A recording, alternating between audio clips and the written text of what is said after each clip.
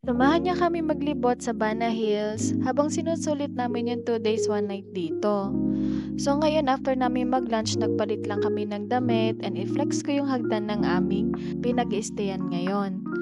Ito pala yung area na Kingdom of Sun. Makikita naman yan sa mapa at yung mapa available yan sa cable car. Eclipse Square yung nagdudugtong doon sa Kingdom of the Moon. O, diba? Ang daming kingdoms dito. Papunta kami ngayon sa Golden Bridge. Ito yung sasakyan namin from Lover Station papunta sa Burdock Station. Ang way pala dito ng pag-transfer from another area to another area is cable car. Makikita mo dito yung Pink Castle. So, hindi ko alam kung ano yung name niya kasi parang wala pa siya sa mapa na nakita ko online.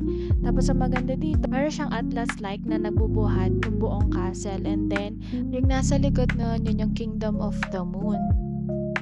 Pag inikot mo yun, may mga iba pang tao na nakaukit. Interesting talaga kasi paano nila nagawa, 'di ba? French word yung gamit dito na mga name ng station.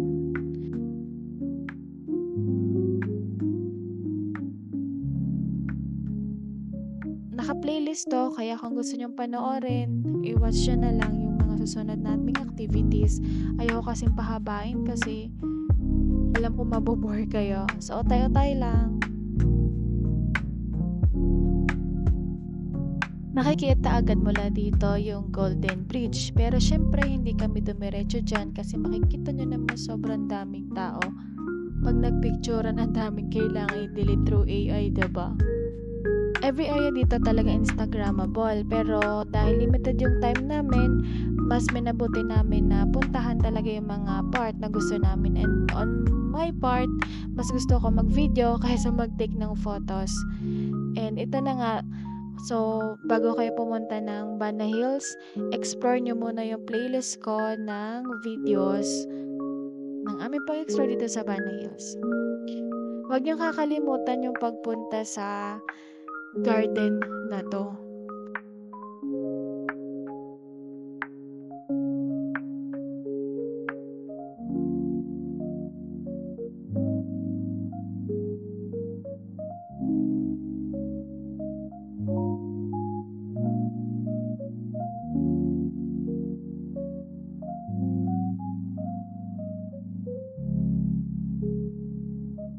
Dito sa area na to, may mga estatwa, parang alam mo yun sa Greek mythology.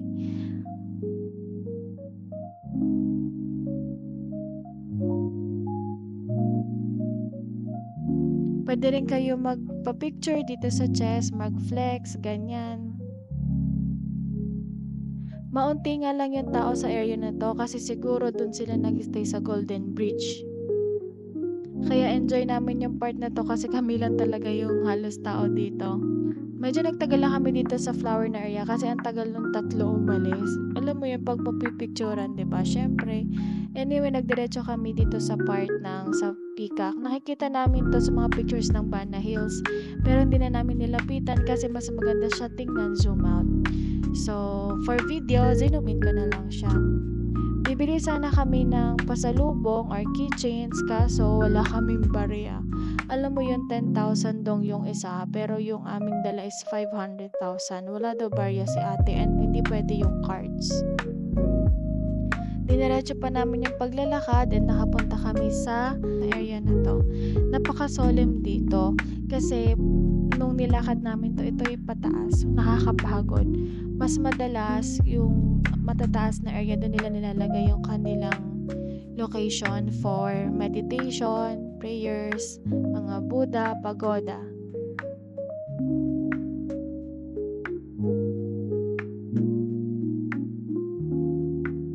And ito yung area na maganda magpa-picture.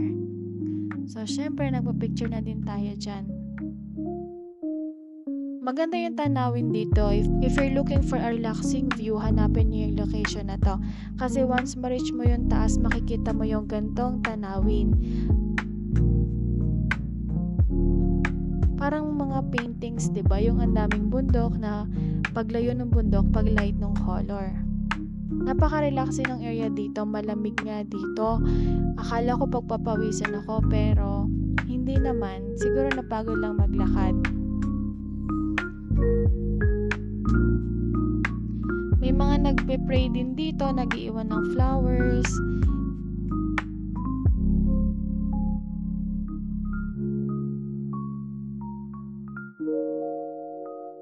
Pagbaba namin, yun din naman yung dadaanan. So, nagpa-picture na din ako dito sa sunflower kasi wala na yung tatlo kanina. Yung Lehardi and Demore, ito yung malaking area ng mga flowers. So, nadaanan na to natin pero binalikan ko lang for video. Binalikan ko lang. Thank you for watching. Subscribe to my channel. Thank you.